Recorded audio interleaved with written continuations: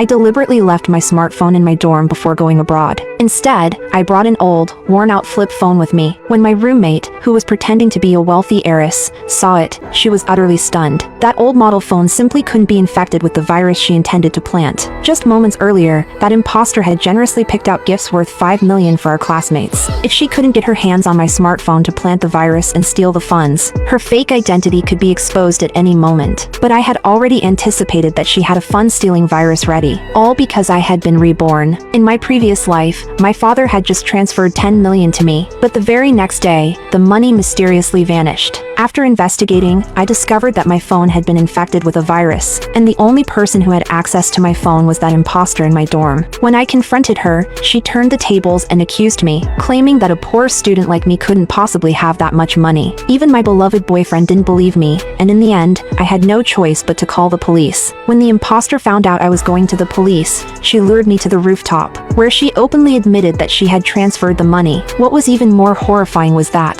to leave no evidence, she pushed me off the 100-story building, and publicly claimed that I had committed suicide due to academic pressure. Perhaps heaven took pity on me, as I was reborn right after my father had just transferred the money. Just like in my previous life, the imposter once again enthusiastically invited our entire dorm to go on an overseas trip, claiming she would cover all the expenses. I immediately realized she must have overheard my father's call about the transfer, and was pretending to be generous, while ultimately spending my money all along. Just then, my boyfriend also came to the dorm, thoughtfully bringing breakfast for every roommate, thinking about how every penny he spent was actually mine, and how in my previous life, he had sided with the imposter instead of believing me, even breaking up with me and eventually getting together with her. I decided that in this life, I would make this scumbag pay during this trip. Sure enough, just like in my previous life, the imposter proactively invited the scumbag and everyone in the dorm on the overseas trip, announcing that she would cover all expenses. Hearing this, the scumbag immediately concluded she must be the real heiress, and secretly resolved to dump me and pursue her instead. I remained calm, only agreeing to meet at the school gate at 10 a.m. the next morning, but inwardly, I sneered. The next morning, everyone gathered at the school gate. To maintain her heiress persona, the imposter went so far as to spend $500,000 to hire a luxury car to take us directly abroad. Little did she know, all of this was part of my plan. 5 hours later, we arrived at the foreign airport, and it was time to pay the $500,000 car fare. The imposter pretended to stay calm but quietly pulled out her dead phone, then turned to look at me. I immediately remembered how, in my previous life, she had used her dead phone as an excuse to borrow mine and successfully planted the virus. So,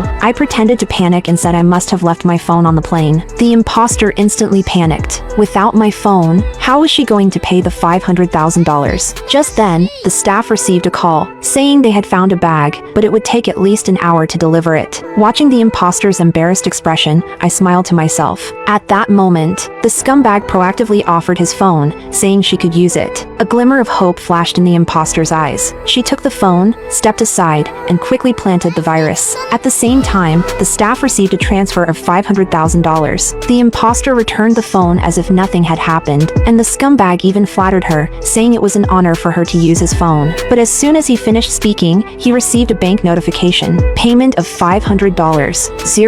000 successful. Current balance, $3. The scumbag instantly realized he had been hacked. I quietly reminded him that only the imposter had touched his phone. He immediately grabbed her and demanded to know what she had done to his phone. Just then, other classmates pulled him away, defending the imposter. After all, in their eyes, she was a wealthy heiress. How could she possibly steal money? $500,000 was just pocket change to her, like the cost of a meal. Hearing this, the scumbag began to waver, wondering if he might have been mistaken. Eager to win her favor, he quickly changed his attitude and apologized to her, insisting that it must have been the work of foreign hackers and that he shouldn't have accused her. Right at that moment, the staff returned the bag I had left on the plane. The imposter's eyes lit up the moment she saw it. Soon, we entered a high-end luxury store. Since my phone had been found, the imposter confidently announced that she would cover everyone's shopping spree and told them to pick whatever they wanted. The others immediately went into a frenzy, grabbing items left and right. In no time, they had piled up a mountain of goods. The store clerk brought over the list, and the total came to a staggering $5 million. The manager stepped in to remind them, "Your spending has exceeded the store's single transaction limit. Payment is required before you can continue." The imposter pretended to be offended, accusing him of looking down on her and doubting her ability to pay. The manager quickly explained it was store policy,